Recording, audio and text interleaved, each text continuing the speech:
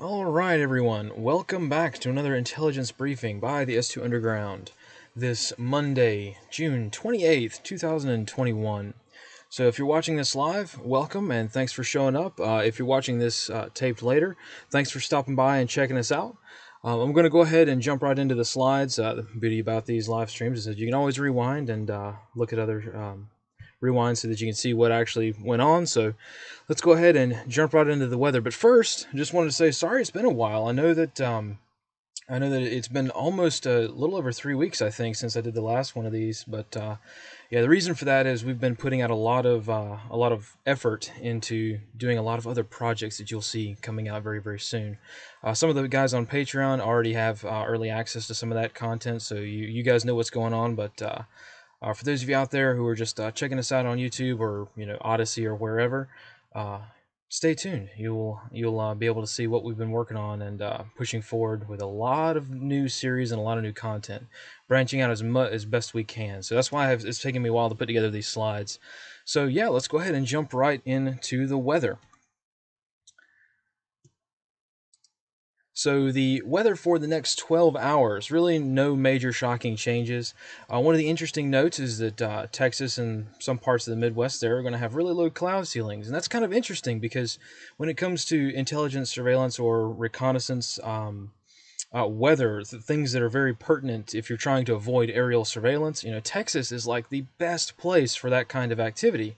If you're trying to surveil somebody, a big blue Texas sky with unlimited visibility and no clouds anywhere in the sky, that's really good if you're trying to spy on somebody using a drone or something like that. So Texas, you guys are going to have, and some other parts of the Midwest, you guys are going to have a lot of cloud ceilings really, really low to the ground, so it makes it hard to be seen with drones and things like that. There are technologies that can get around it, and of course, electronic surveillance is an issue, but just kind of getting into the mindset of being able to look up into the sky and say, hey, this is really good observation weather today if somebody were to be spying on me. Or, in this case, over the next 12 hours, looking up and saying, hey, it's really foggy this morning, or the clouds are really low today, so probably pretty prohibitive towards ISR surveillance or anything like that. So let's move on to the next slide. Yeah, as you can see, clouds all over the place, all over Texas and the Midwest. Some parts of the American Southeast too, but that's kind of normal this time of year. Um, but yeah, you can see that clouds are going to be at pretty much every flight level moving forward into the next 18 hours. So that's really, really good for countering this visual surveillance, if that were to be a concern of yours. So once again, it's about creating habits and patterns, and that's why we have these slides. So let's punch into the NOTAMs for really the whatever time period we're going to talk about. Really, there's only two that I could find that are pertinent. Both of them are, of course, presidential VIP security NOTAMs, notices to airmen, or basically the FAA telling people to stay out of this airspace. This is interesting because, as you can see, from the very first bullet point, we can see that the vice president didn't exactly plan the trip to El Paso as a way to solve the border crisis, right? She actually had a vacation planned. So that's the NOTAM that says that, yeah, basically her stopping in El Paso was a refueling stop, and her final destination was Los Angeles. So there you go. And then also, President Biden is also going to be speaking tomorrow in La Crosse, Wisconsin, over something. So if you're in that area, looks like it'd be a good idea to be aware of these NOTAMs coming up. So moving forward into our civil unrest forecast, really not a whole lot of change when it comes to the civil unrest in terms of this slide, actually. Honestly, I could put every major city on this slide and just leave it static, and it would be pretty accurate. As you can see, there haven't been very many changes since I created this slide. There are two major additions. Chicago, I went ahead and threw on there because it seems like, as you can see there on the slide, I have it referenced as being civil conflict. What I really wanted to put, I probably should have put, is something like civil collapse indicators. I didn't really want to use language quite that strong because that kind of has implications of saying, well, Chicago is basically going to have some kind of civilization collapse, right? But really, what we're seeing is the government, the police, the actual government agencies in Chicago not being able to control all parts of the city. Now, this is nothing new, right? That we've seen this for a while now. It's just that there has been a very large increase in murders and violence in Chicago. So I wanted to throw that one on there, make it red, and kind of point that out that, hey, look, one of the strongest indicators for, well, maybe not a strongest indicator, but an indicator for a civilization collapse type situation is the government agencies not being able to exert control over their entire territory, right? There's places where the police just don't even go in Chicago anymore. So there you go on that. So, and then the other one is the kind of obscure edition of Rock Hill, South Carolina, down there at the bottom, number 6. So I don't really know much about this. Some guy named Ricky Prince was being arrested, and or either his brother was being arrested or something. In any case, there's a video of him fighting with the police and the police fighting back while trying to arrest him, and he got a broken nose and stuff like that. So of course that video went viral, and there have been a few riots at the local police station surrounding that incident. Not a huge deal though, in terms of civil unrest, because Rock Hill, South Carolina is kind of a remote place. Like the closest major town is like Charlotte. I think even Columbia is a decent ways away from Rock Hill. So there you go on that. Just things to keep your eyes open for. And then the next slide is something that really hasn't changed that much. Honestly, I'm thinking about scrapping this slide, because by the time I put this slide together and list all of these different riots and protests, there's like 200 of them out there right now that are planned. So by the time these come up, we've already passed them. So I just put the big ones on there, the ones to watch out for, and there you go on that. So moving forward into our logistics slide, really the big takeaways from this one are the semiconductor chip shortages going on around the world. The semiconductor chip situation has, I would use the word emergency. It has reached an emergency stage now.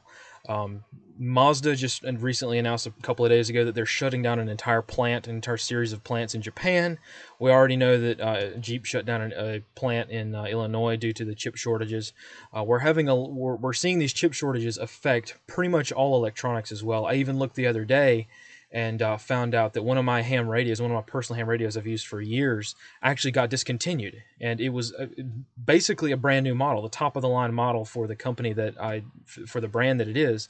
Their top of the line model, the radio I have is now obsolete because they can't source the chips to make it. So rather than say, hey, look, we're just going to not offer them for a while, they're saying, no, we're retooling. We're going to start offering a different kind of radio. So we're going to just discontinue the one we can't get chips for anymore. So this is a huge concern for things, not just vehicles, but a lot of electronics. So if you are a DIYer, if you like making your own electronics and doing all kinds of different things using circuit boards and electrical components, I would recommend if you're trying to make something that's going to require a lot of these computer chips, to get them now rather than wait until things get really bad. Because you got to remember, it's not all chips that are running shortages on, right? But a lot of factories are going to retool to produce the chips that there are shortages for, meaning that all these other electrical components they would be making, they're not going to be making anymore. So that's really all I have on that. It's just kind of like a touch and go warning on that. I don't really have any more details on it, but just wanted to mention it. Also, the other main change from the slide is that the fresh whole blood supply in the United States has gotten much, much worse, at least according to the American Red Cross. So take that for what you will. But the reason is interesting. According to the Red Cross, the reason that we have a blood shortage and it's gotten worse is because there has been a 10% spike in massive hemorrhaging cases in trauma centers around the country, as well as elective surgeries coming back following the whole COVID shammery and hospitals sitting empty for basically a year, denying medical procedures. You start bringing those back, you're going to have a shortage of blood. At least so as the logic goes. Now the question is, the next question that any good analyst might ask is, if there has been a massive spike in trauma cases, why? That's kind of a huge deal, right?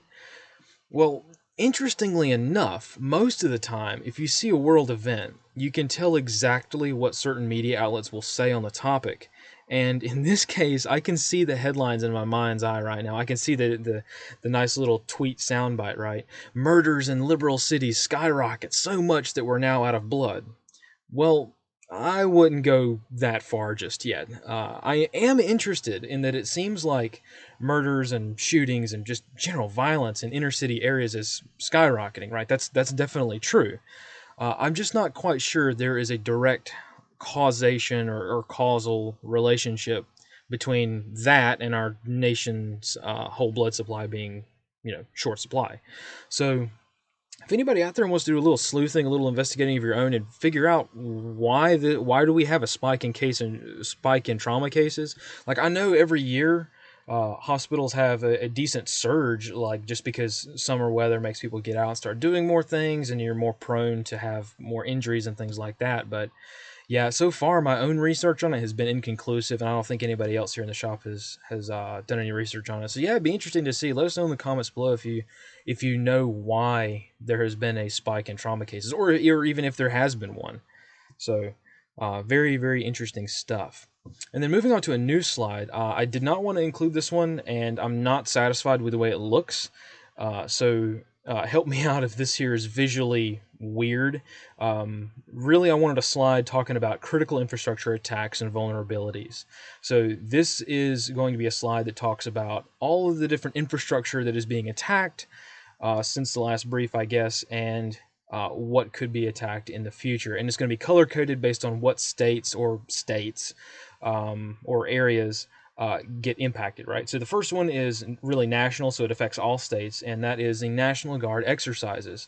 And this is something that I wanted to address because it seems to be getting quite out of hand on the interwebs, right? So the short and sweet version of this is this year's Cyber Yankee 2021, Cyber Yankee 21 military exercises focused on, which is, I should say, several National Guard units in New England got together and they do these cyber exercises every year. It's not new; it's been going on for quite a while now, ever since Cybercom was created about a decade ago, I guess. But this year, people started looking a little closer because the exercises hit a little close to home. The exercises are focusing on cyber attacks on public utilities and infrastructure. And considering that people out there, on the internet did what internet people do and realized, the World Economic Forum is doing their own exercise on the exact same thing, like almost at the exact same time. So a lot of dots are getting drawn, a lot of lines are getting drawn, a lot of dots are being connected, and people are saying, this is a huge deal. They're planning to attack things. Well, I wouldn't quite go that far. I would say that when it comes to National Guard stuff, these guys are probably just running through training funding for the year so that they can get more by the time the fiscal year end comes around. And also, it's kind of one of those hard things is that you could say, all right, they're training for how to conduct these cyber attacks on critical infrastructure. Like it's almost like you can see the false flag being planned, right? Well, here's the deal. That's exactly how you stop a cyber attack, is to practice it. So it's kind of like it's almost like, it's not really a catch-22, it's just contradictory. So I just wanted to point that out to everybody that I'm aware of it. We here in the office here are tracking it, but it's a National Guard exercise. Of course, yeah, sure, the FBI is there, and that's a huge indicator, but it's really nothing out of the ordinary. Now, if you had told me that it was just the national three-letter agencies doing it, yeah, I'd be a little bit more skeptical of it. But something that really is a little bit more close to home, a little bit more skeptical, is something that happened in Tulsa, Oklahoma, by the second bullet point there. A couple of weeks ago, or actually just a few days ago, they had 18,000 files, City of Tulsa files, leaked to the dark web following a ransomware attack that they didn't pay their ransom for, most of which seem to be police citations. So all of your private information, your name, if you got a ticket, 18,000 files is not a small leak. So if you got a speeding ticket anywhere in Oklahoma or by a state police officer or something like that, or you probably might want to check your stuff, just because it's probably got something to do with that leak. Likewise, moving on to the next one is the Massachusetts Port Authority. It's not really a port authority, it's more like a ferry organization. It's a very small organization, right? They had a ransomware attack way back, almost a month ago, that took down their online reservation system for 10 days. So just proof of concept that you don't need to, for an adversary or, cough, cough, the FBI, right? They don't need to attack a a specific like ship or ferry or even a bridge or something like that. They just need to take down the reservation system so that nobody can make a reservation to shuffle cargo around. So there you go on that. Very interesting. And then one which is probably the more significant one on the slide is this fourth one here. Technically not a cyber attack. Nobody seems to know why or how this happened. I'm sure somebody's figured it out, but it's not going to be public record. And that is the National Weather Service weather transmitter receiver outage. And we're just going to call it an outage because that's what they're calling it. So I don't know if anybody remembers, this was a couple of weeks ago where Southwest Airlines had to ground a lot of their flights because they had a problem with either, they said at first it was their reservation system, and then they said it was ticketing, and then it came out that it was actually their weather system, the system that they use for weather. And this is very important because, once again, continuing the same logic of all these cyber attacks, you don't need to necessarily hack a freaking pilot, right? Hack a plane or get a pilot. All you need to do is make it so that an adversary, all they would have to do is make it so that the weather briefs they can't get. And for those of you that don't know, weather for pilots, both military and civilian pilots, is the number one thing. That is the top concern for everyone. There's a lot of legal connotations to that as well. Like every single airline that I know of in the entire country, whether a private plane or Southwest Airlines, they've got to have a legal, formal weather brief before they land, before they take off, and every so often it's based on time, usually by like hour, right, or half hour. So that's a huge concern. Somebody took down, or it just went out, right? Either way, it's a critical infrastructure concern. And there you go. Planes get grounded because they can't get a legal weather brief. And then finally is this happened a little bit more recently, a pedestrian bridge in Washington, D.C. collapsed after being hit by a car. The pedestrian bridge was over a major highway. Car hits one of the supports, takes out the entire pedestrian bridge. But there's good news, everybody. Good news. Because the D.C. mayor said that there are, quote, no concerns about the structural integrity of the bridge. Well, I think that's kind of a foregone conclusion because here's what the bridge looks like. Yeah, that's your bridge. Yeah, no structural integrity problems there. Now, I know somebody's going to say, well, she meant that there were no structural integrity problems that led to the bridge collapsing.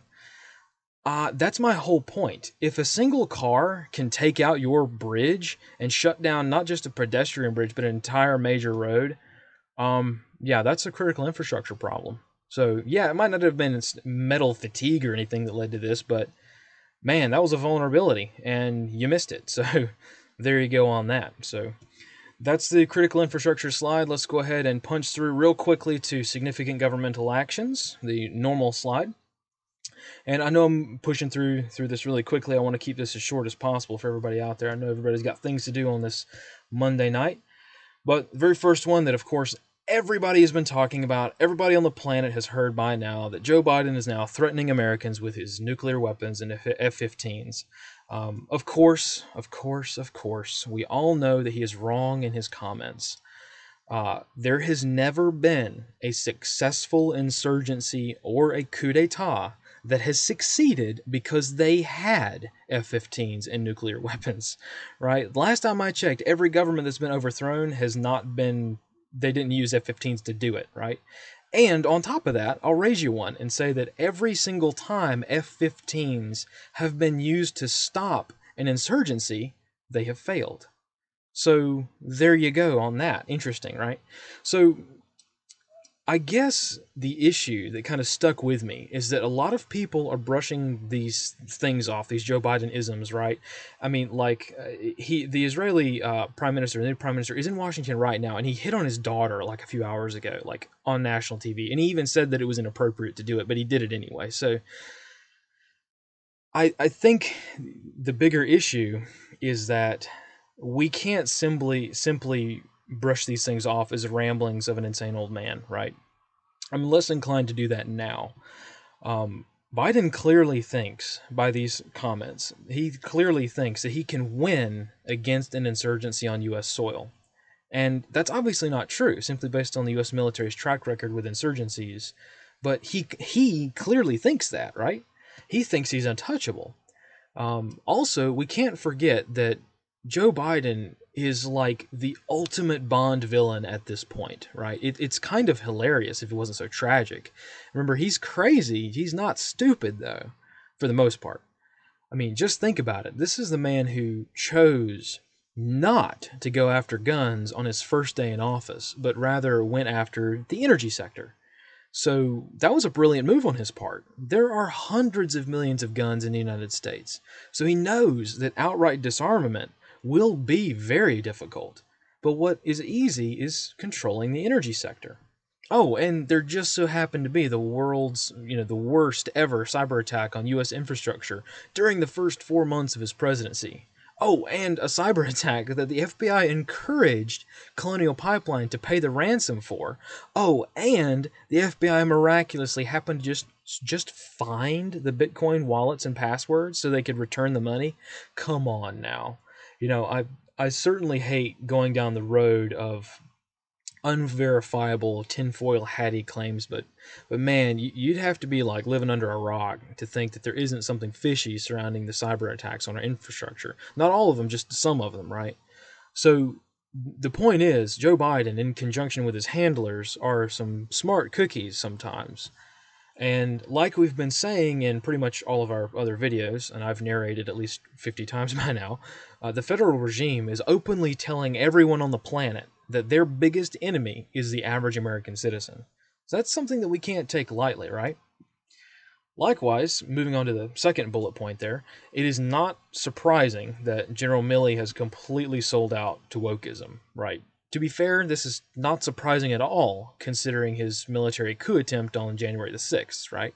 Which everybody thought we forgot about, but no, we've got a special podcast on that, specifically so that we wouldn't forget. But yeah, there's that. Chairman of the Joint Chiefs of Staff pushing, he says he's not pushing critical race theory, and then in the same breath pushes critical race theory, which is just mind boggling that that can actually happen. Um, but moving on to the third bullet point, I know we're moving kind of fast. Probably the biggest news is that John McAfee's his death, right? He was most definitely found in true Epstein fashion, dead in his cell. Remember, this is a man that repeatedly stated that he would never kill himself, and even got a tattoo to that effect. And even his last interview before he was found dead was to the effect of "They're going to get me," right? So yeah, this is another one of those cases where there's no evidence, right? There's no evidence that he was murdered, but man, you could take that news to an uncontacted tribe in the Amazon and they would say, yeah, that dude got murdered. So, yeah. Now, I should mention that the QAnon folks and other entities out there whose names I don't even know, they're having a field day with this news, as one might expect, right? Like, let's not mince words here. Like, John McAfee was kind of an interesting dude and had a lot of interesting people following him around. So, as always, I would be very hesitant about believing a lot of the stuff coming out about his death, right? So far, there's been stuff like, there's this dead man switch, which I think he himself said he had. There's this 31 terabytes thing. Everybody's analyzing all these clues and things like that. I haven't delved into that. I haven't gone down that rabbit hole. Just for me, I saw in the news that he had quote unquote, in heavy air quotes, committed suicide. And my immediate first thought was, well, yeah, they got him. So, whoever they is, I suppose. But moving on to the fourth bullet point there, recently in the news is that Rudy Giuliani's law license has been revoked, well, more accurately, suspended, which is just more evidence that the regime is going after anyone who had anything to do with Trump, right? So I also heard something about, and I'm sure everybody on the internet has also heard something about how criminal charges are going to be filed against Trump himself pretty soon, but I don't want to jump the gun on that. That might just turn out to be a publicity stunt by the New York Attorney General's office. They have been known to do that, like say they're going to charge somebody and then they never do. So yeah, they love their publicity there. I mean, in the long run, if Biden and the regime were to be as effective, if they were to like seal the deal on this dictatorship type stuff that they've been wanting to do, they're going to have to get rid of Trump in some way. So if they don't do that, then there's always going to be dissent to their rule, I suppose. But I digress on that one. Takeaway is that conservatives are definitely being targeted, right? But you can kind of tell it's not all conservatives, right? It's just some conservatives who have enough power to actually be a threat to the regime. And yeah, so that's very interesting, I think. And then finally, the Florida Vaccination Bill, State Bill 2006. This is something that I saw pop up and then immediately disappear. Like I just tried to search for this information and like the social media posts, and they're gone. Like I can't find them anywhere on the internet anymore. So I'm just going to talk about it now, and hopefully somebody else out there has seen this too. So let's bring up the actual text of the actual bill. Now, this bill has been signed into law, and here's the text that is problematic. So, for those of you that don't know and haven't really cared so far, Florida had a bill. It was championed by all of the Republicans in Florida's political sphere, right? Including Ron DeSantis was a big voice for this bill. And this bill was State Bill 2006. And what this bill was supposed to do was make it illegal for vaccine passports to be a thing, right? That was all it was meant to do, is outlaw vaccine passports. And it does, right there on the first few pages. However, if you scroll down a bit, somebody discovered this language, and you can download. I'll have the link at the end of this, so you can read it for yourself. The one that actually has his signature on it. There's this language in there. This language that says that, quote, the state health officer may use any means necessary to vaccinate. Yeah, not super great, right? And then the next one, the next little bit of language that people have kind of gotten, or I've seen people get a little upset over, is any order of the state health officer given to effectuate this paragraph, right, is immediately enforceable by a law enforcement officer under this statute, right? So the headline, right, before I haven't seen anybody being outraged over this lately, which I'm kind of surprised. Maybe I'm looking in the wrong places, but the headline was that this bill bans COVID passports but mandates vaccination, forced vaccination by law enforcement. That's the soundbite, right? That's the little tweet everybody seems to like be pushing. Now, here's the deal, just to kind of pump the brakes on this a little bit. It's not as simple as it seems. Remember, our political system is intentionally built so as to be as confusing to average citizens as possible. So hopefully this explains what's going on a little bit, right? Technically, Ron DeSantis and his people can get out of being called out for being tyrants because this language actually comes from a law that is already on the books and was passed decades ago. And since all prior laws and definitions, in this case, it's the definition of what a state health officer is. The actual definition is what's the problem, right? Since that language is put into new laws, this gets tacked on to the end as almost like a rider, right? It's at the very end of the law, buried all the way at the bottom, right? But yeah, of course, I am not an attorney, right? So I can't give legal advice, and tragically ironic, right? As a citizen, I can't even interpret law, which by itself is just a reminder of how our legal system is broken beyond repair. But I don't need to be a lawyer to be able to read, and I think I can read quite well. And the text of this bill, which is now law in Florida, seems pretty crystal clear to me. So it seems like the same bill that is meant to prevent medical tyranny also explicitly mandates medical tyranny. It's like the old paramedic joke or the old nursing joke of all bleeding stops eventually. It's almost like Florida. They got together and they said, "All right, we're gonna outlaw vaccine passports in Florida." And everybody goes, "Yeah," and it's like, "Oh yeah, we're gonna outlaw them because we don't need them anymore because we're gonna forcibly vaccinate everybody." So that's like the attitude that I get when I read this. Of course, maybe I'm reading this all wrong, but man, it sure seems pretty clear to me. But yeah, no worries. I'm sure this will be forgotten by everybody. The leftists, of course, think this kind of thing is a great idea, and many of those people on the right love Ron DeSantis, aka the first man to put up border checkpoints and check papers. They love him too much to fault him or congressional Republicans in Florida for this, right? So yeah, maybe I'm all wrong. Maybe I'm reading this all wrong. I don't know. I just wanted to share this with everybody and offer up the opinion that this is just a not so casual reminder that not a single elected official in the United States is a friend of the people. Some are worse than others, to be sure. But at the end of the day, they will all put themselves before the American people, right? Even if they're seen out there getting their picture taken with clinking beers on the beach, right? They'll still pass stuff like this. So there you go on that. And moving forward into a new slide, which hopefully will be temporary, I'm calling Social Trends, which is a title that I wrote because I don't know how to phrase this in a way that won't get our entire channel banned from YouTube.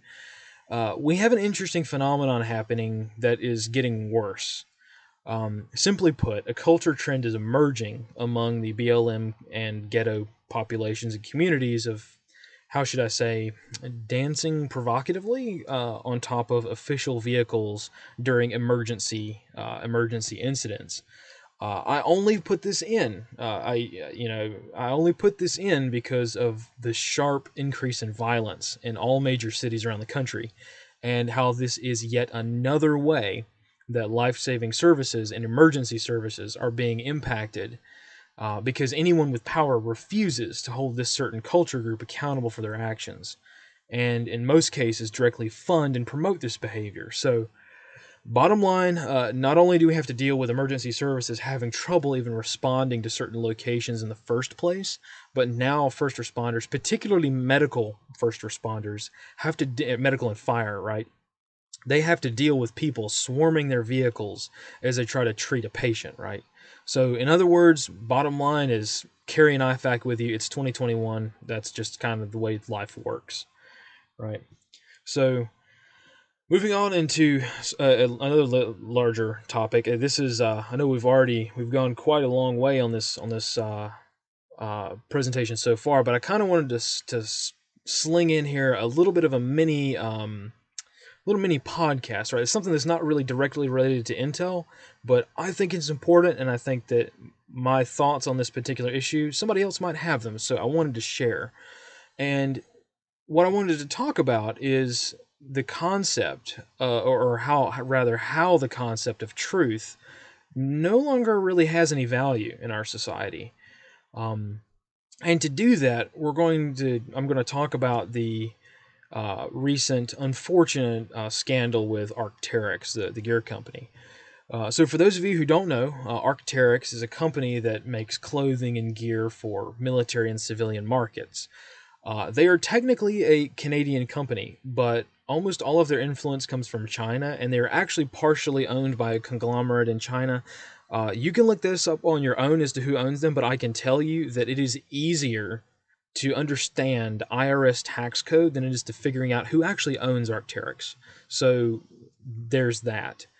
But yeah, nothing they sell is regulated by U.S. law. It's just clothes and gear, right? They don't sell any ITAR related items, or they don't do things like that. They don't sell firearms or anything. As far as I know, nothing they sell is regulated. They just sell very expensive, overpriced, in my opinion, jackets and pants and stuff to either hippies on one side or the military on the other with contracts. So here's the sort of scandal as I saw it unfold. So an order was placed to Arc'teryx by a citizen affiliated with the gun industry, either running a gun shop or something like that, who wanted to purchase branded content. Arc'teryx has this LEAF program for law enforcement, armed forces. They have this weird way of buying things if you're in the industry, right? So Arc'teryx responded with this email, which has since then circulated around the internet and has been kind of put out everywhere. And I'll read it to you. The response, very short, is that our policy has changed since you last placed an order with us, specifically in regards to the industries in which we align our brand. And the decision was made to not do business with weapons manufacturers anymore. Unfortunately, this means we are not able to proceed with your order at this time. Now, understandably, the person got quite upset and posted this email on social media, where it immediately went viral, as one might expect. So after about a full day or so, a little over a full day, Arc'teryx issued a public apology and stated that the employee was wrong. They don't have this policy. They're not anti-gun, all of that jazz, right? And up next is the part where really the whole shooting match right here is that influencers from a lot of different fields. Not all of the influencers, just a handful, right? They rushed in to defend Arc'teryx and adopted a shame on you attitude towards the Citizen and really any other news agency that tried to put the story out that this was what happened. They adopted a shame on you attitude towards them for posting that email, calling it cancel culture, right? So people like us, I mean, I was just sitting here passively interested. Like, I don't really own that many Arc'teryx products anyway. That's the stuff's way out of my budget anyway. So I was just casually watching this stuff, and I thought, hey, like, it looks like it looks like, yeah, it was probably a mistake or something like. It probably wasn't a mistake, but they got so much bad press that it looks like they're having to backpedal now. Whatever, I don't really care, right? But on the other side, we've got these influencers and other people in the industry applauding Arc'teryx for apologizing. So that's interesting. And then we have this weird thing here at the end where the Citizen who got affected by this in the first place, they in effect get canceled for posting an official email that they got, all in the name of preventing cancel culture. So, do you see how insane this is? Right? And oh, by the way, it turns out after I do a little bit of digging here, like somebody in the shop like sends me over some info and I start digging around a little bit, turns out those influencers that were defending Arc'teryx are paid advertisers of Arc'teryx. So it's like, man, what is going on? This is insane, right? Like, I'm a freaking analyst, albeit not a very good one, but I'm still an analyst and I'm still not sure that I've got the whole story. And I'm sure that we will get a nasty email from influencers or maybe even Arc'teryx themselves. But I thought this was very interesting. But not so much as interesting as other people on the internet who also a lot of people out there are smart enough to see what was going on. They saw through this and figured out what was actually going on. So these are some of the comments I thought was kind of interesting. And also, the second part that was kind of the second caveat to that is that people were smart enough to start digging deeper into these influencers, into these people and names in the industry that used to be an outstanding source, right? Had great respect and was a great informative resource for the community, but has unfortunately lost their way on this issue, and at least in my opinion. I think that if an email was sent out accidentally and the company immediately apologized, then fine. They learned their lesson, or it's just a non-issue, right? I don't care. We can all move on. But that's not what happened. That's not what happened at all. This employee was either directly ordered to write this. The language of the email, the very short email, makes me think that. Or they felt comfortable enough in the company's policies to make a sales decision when writing this email. And that's the whole issue, right? A company representative issued a policy about that company. So what are we supposed to do? Take this very deliberately written email to an influencer who is speaking for a company that they have no right to speak for and say, is this a real policy? Like, that's ridiculous, right? Even if that policy was sent in error and it was corrected 5 minutes later, and everything was fixed 5 minutes later, right? That was still the company policy for that 5 minutes. Oh, but it wasn't 5 minutes, was it? It was over 24 hours that Arc'teryx responded, and only after the whole thing went viral and they had to backpedal because people were canceling their orders that they had placed. So, yeah, very interesting, I think. And another note, if you go to Arc'teryx's dozens of pages on Instagram, the picture becomes a bit more clear. Ah, yes, the monthly culture pandering.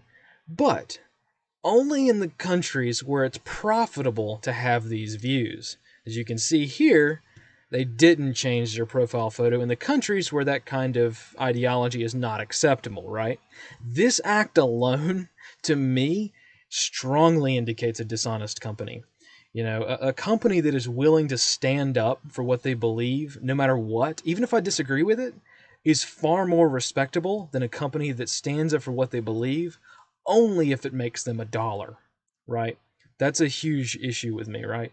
So when it comes to what really happened here, I don't think we'll ever know the full story, and honestly, I don't really care to find out the full story anymore, right? The drama of the gun industry is like a daily Watergate scandal. It really is. It is so hard to imagine that a community full of things like gear reviews, for God's sakes, or funny blog posts, right, and memes and stuff like this can have just a web of like detente so freaking large, right? And I'm of course not saying that everybody's like this, right? No, we've got a really good community here. I think that the people out there, you guys out there that watch our stuff, people who watch other people's stuff, I think this is a really great community that we've got. We're some of the closest friends that we're going to have in this life, right? But man, I tell you, it gets crazy sometimes. I guess the whole point of this exercise is to show that things are not what they seem, not always what they seem at least, especially within these kinds of communities. And I guess that we in particular have a unique view on this point. We have a very long history, both as the S2 Underground Project and just as individual citizens, right? We have a long history of interacting with companies that refuse to sell products to civilians, all the while using tax money to research and develop those same products that they refuse to sell to civilians. So, man, I've got a whole folder in my inbox full of emails, nasty emails from companies who were just like, I politely asked, hey, do you guys sell these things? Do you sell these products to civilians or on the civilian market? And they're like, no, F you, pretty much as a response. So, there's that. So you've got people canceling other people because they're accusing other people of canceling them. But in actuality, that accusation of canceling is an act of cancel culture itself. Like, are you confused yet? See how insane things have gotten? Man, it's crazy. And all of this is being done in the name of truth and fact checking, right? So, man, things are crazy. When it comes to cancel culture, like I had a thought the other day, and granted, it's just a thought that I haven't quite fleshed out into a solid idea, but I thought I'd share it anyway. It's that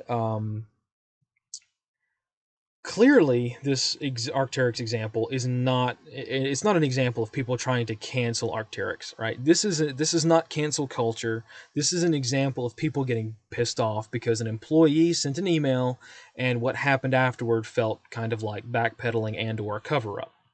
But what if it was cancel culture? So far, the only way I've found to defeat the enemies we face is to be just as nasty as they are. A social group tries to cancel you, cancel them back. A company tries to cancel you, cancel them back, right? Now, I will admit, I will be the first to admit, I really don't like this idea. I hate it, right? I don't like this idea. I don't like the escalation that this brings. And I think that this is going down a road that we can't easily get off of.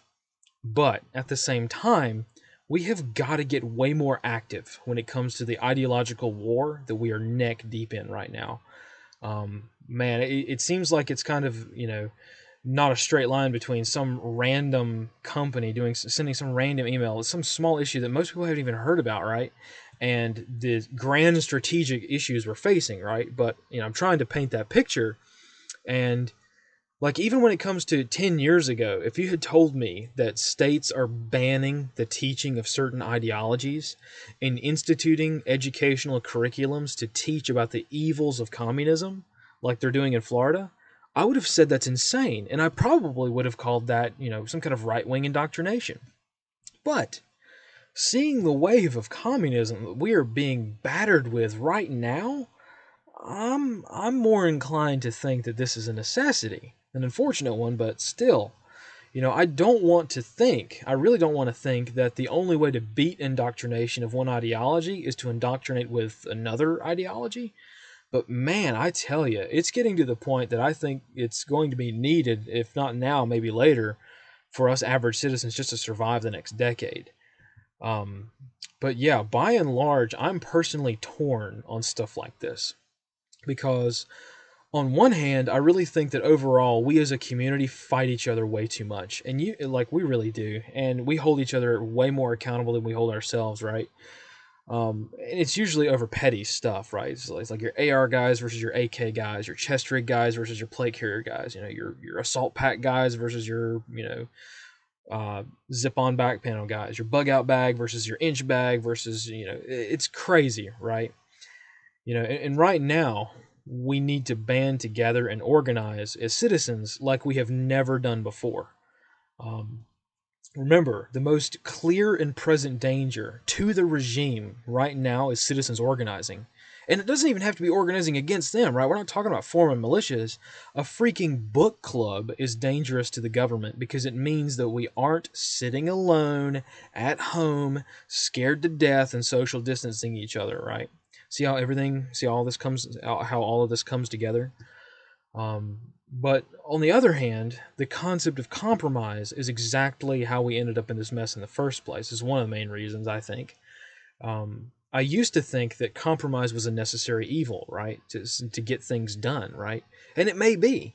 But these days, almost all of the situations we are asked to compromise on aren't trivial, right? We aren't compromising on choosing a place to get dinner, right? We're not compromising on, well, I wanted a cheeseburger, but my wife wanted tacos, so I guess we'll split it and have a hot dog or something, right?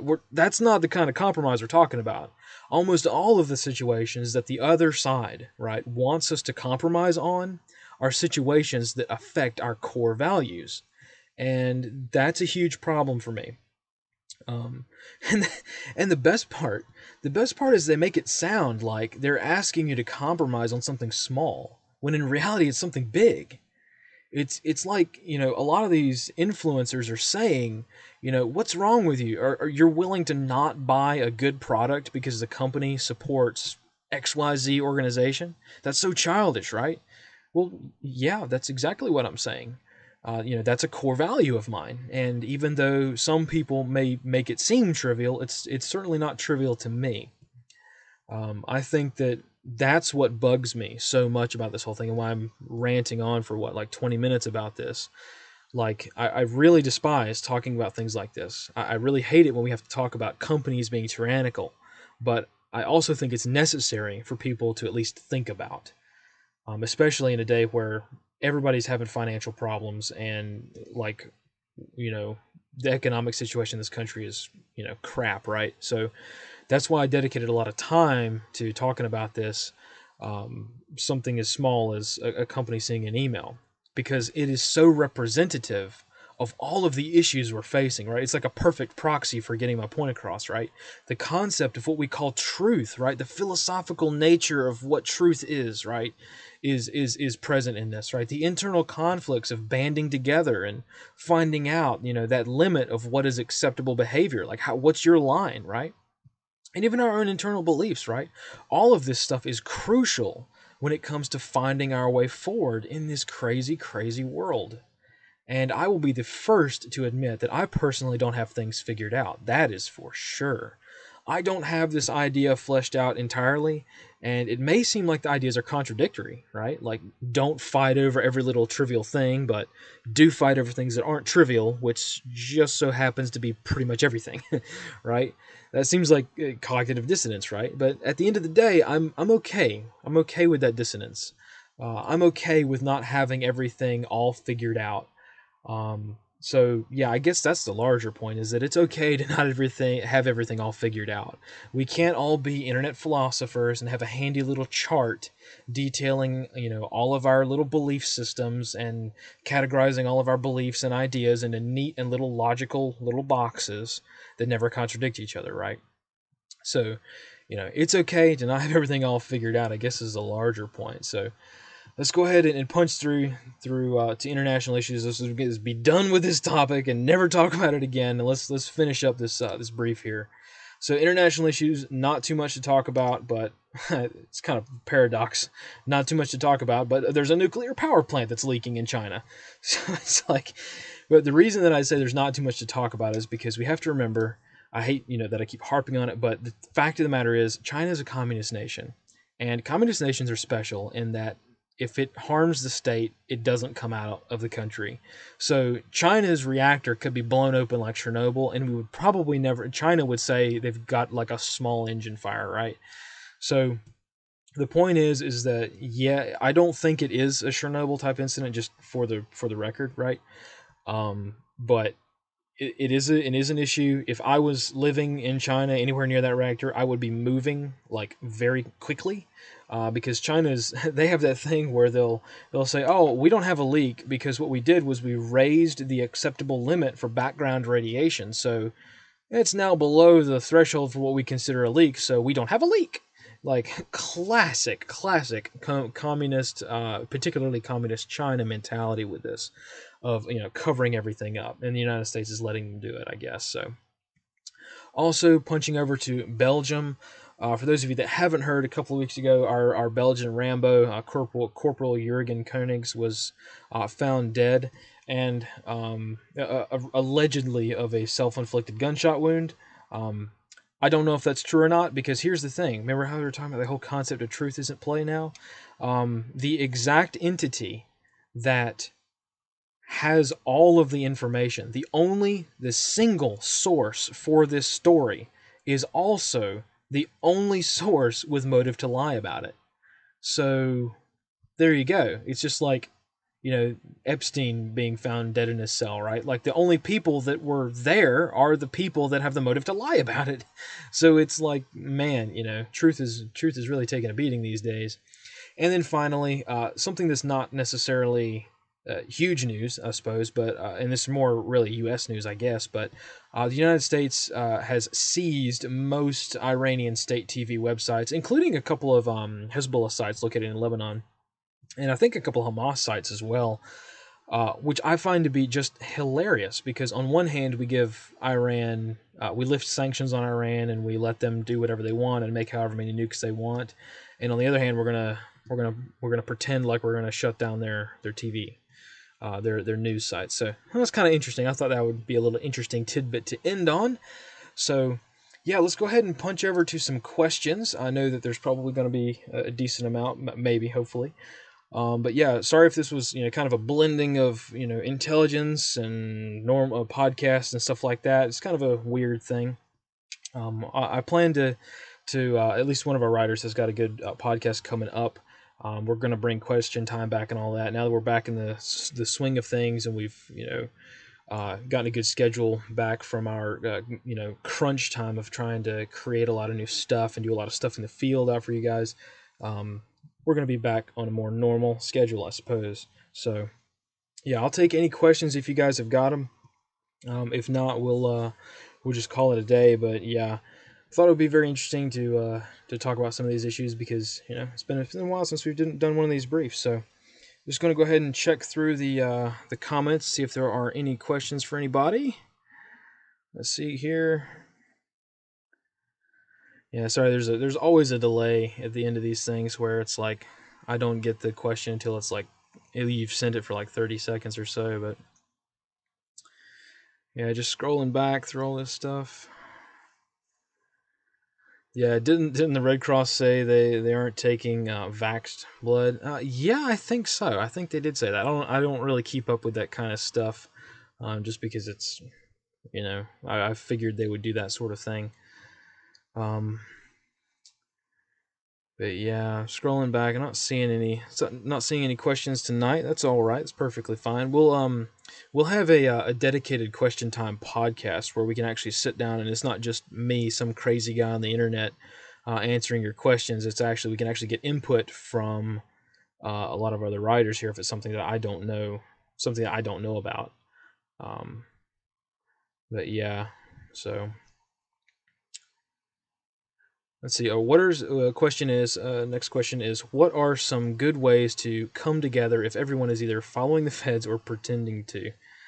That is a good question, and one I don't really have a good answer for.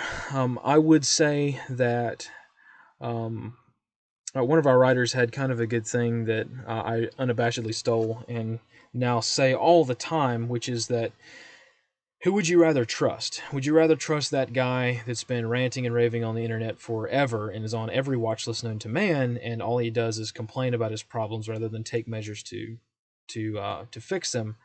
Or would you rather trust that guy that isn't necessarily ideologically where you were at? Like, he doesn't have necessarily the same ideas as you. I mean, he's not like opposed to you or anything, but he hasn't gone down the rabbit hole like we do sometimes. But he's capable. Like, who would you rather choose? Well, I'm going to choose a guy that's capable.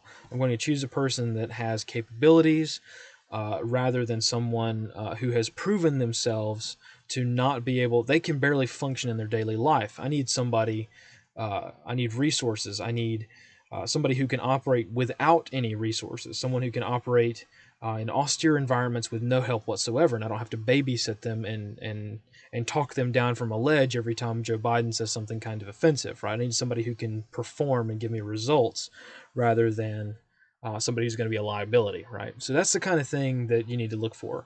Develop friends in the real world. That's the kind of thing that's becoming rare these days, and I admit it is very, very, very, very hard to do.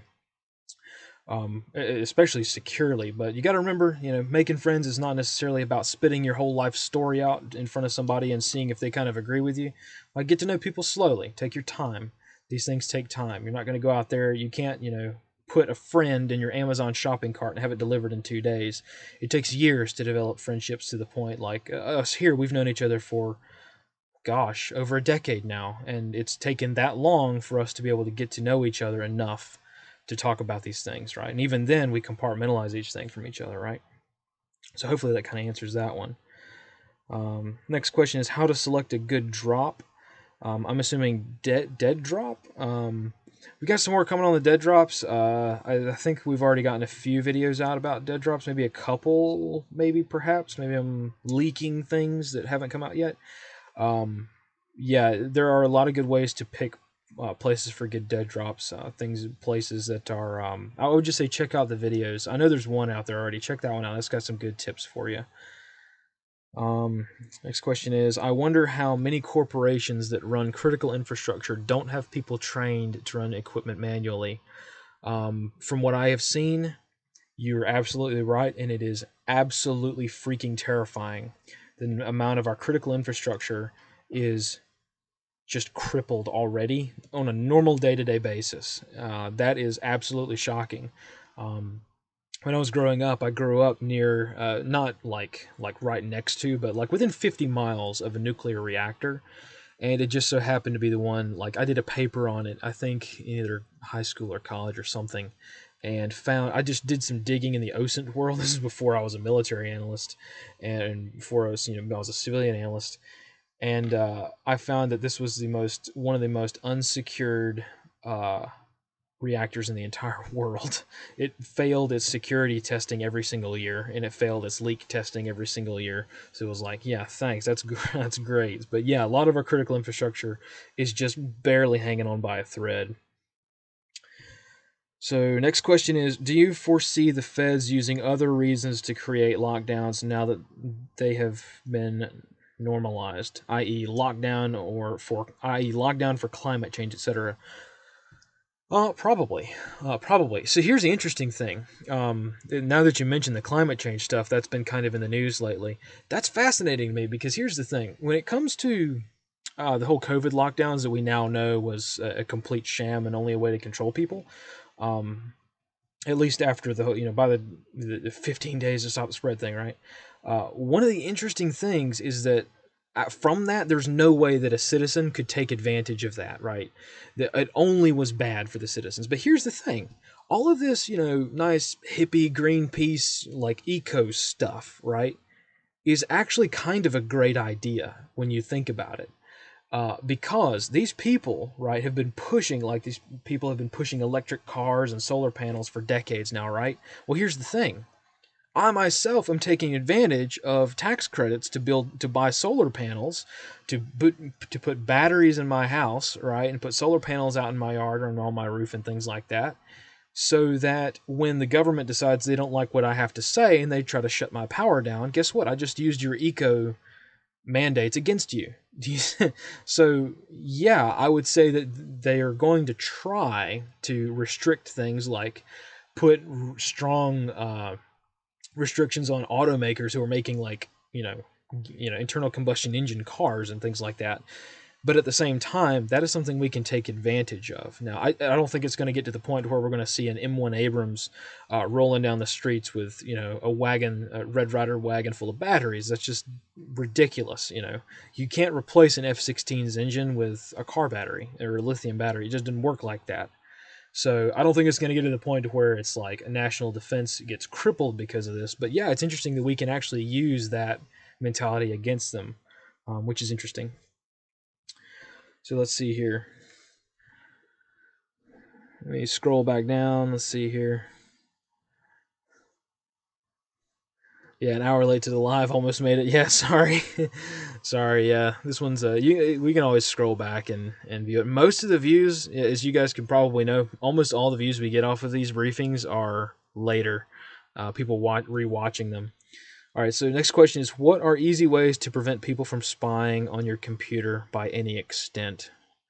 Well, I don't know about any extent, but to some extent, really the best way I'm not a cyber guy. Like I am like a Neanderthal when it comes to cyber stuff. Like I barely can program my own radios, which is not good. I need to work on that.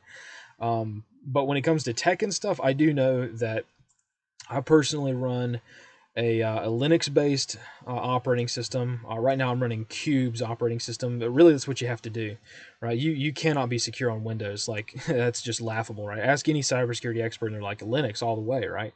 So an off-grid laptop that isn't really connected to anything, and the things it is connected to are compartmentalized based on the operating system. So Cube's OS is the one I'm running. I'm sure there's some kind of new hotness out there that I'm not cool enough to realize even exists yet, but that's what I'm using, and that's really one of the. It seems to be working, I guess. How do I make friends? What are friends? Yeah, I don't know. Some days I don't know. It's definitely a lost art making friends with people, right? I can tell you though. It's interesting. It's interesting. The whole phrase of what is it? Hard times create hard men create easy times, and easy times create easy men, which then in turn create hard times again. That whole phrase that's been going around, it's true, but what's interesting is that I also think that these skills, making friends is not an easy skill, right? So definitely something to work on and work toward. It's not something that's going to happen overnight. Let's see here. Scanning back through the chat here. Sorry, it's delaying again. Yeah, if anybody has any other questions, I'll see about answering them. Otherwise, I'll punch out. I know this has been almost half an hour longer than what these normally are, but you got kind of a twofer, a sort of intel brief and a little mini podcast, I guess, in the middle. So, oh, when's the new Well and Garden Club stuff coming out? We've got. Let me see. We've got two in the queue right now. I think three have already been written and filmed. We're just editing. If you follow us on Patreon, you kind of know that there is another, right? There is another thing similar to the Well and Garden Club coming out very soon for everyone that we have put a lot of time and effort into as well. So keep that in mind. We're still going to do all of our normal stuff, right? It's just that we're categorizing things a little bit better so that in due time, right, if we last another 10 years as an organization or as a civilization, I guess, we will have independent groups and we will have expanded to where these are separate from the S2 Underground stuff. So I can tell you soon. See. Oh, how much are you making off Patreon? Is it enough? No, no. I personally hate talking about our finances and stuff. Every little bit helps. We're not doing this for the money, of course. We're not doing this for. If we were, we would have a similar business model to other groups out there, but we don't. We provide a lot of stuff for free for everybody. If you guys want to support us, we are absolutely devastatingly thankful for that, because it allows us to expand and buy materials for future videos. So yeah, you guys on Patreon are absolutely fantastic. You guys are running the show when it comes to that, and it allows us to not really rely on things so much like selling T-shirts and flashlights, which seems to be the more popular thing for people to do these days, I guess. But yeah, we're running the S2 Underground on probably 90% personal funds and probably 10% ad revenue and Patreon. So yeah, not a profitable business by any means, but we're chugging along. So don't worry about us too much. So yeah, all right. Yeah, Gutter Funny Secrets. Hey man, what's up? Yeah, absolutely. In it for the love of the game, absolutely, yeah. But yeah, it's definitely something that we're looking on doing is expanding and pushing forward into new areas and things like that. You know, we're not going to change too much our original format. I will say that I am sad that we haven't done a lot of our normal podcasts. So I'm going to get on the guys to write us up some good content for that so that you guys can hear our normal podcasts on the normal podcast system. So yeah, I think we'll call it there for today, and we'll see you guys next time. Again, thank you all for showing up, and thank you guys for sticking around to the end for this very long brief. But yeah, if you have any questions or comments, let us know in the comments below.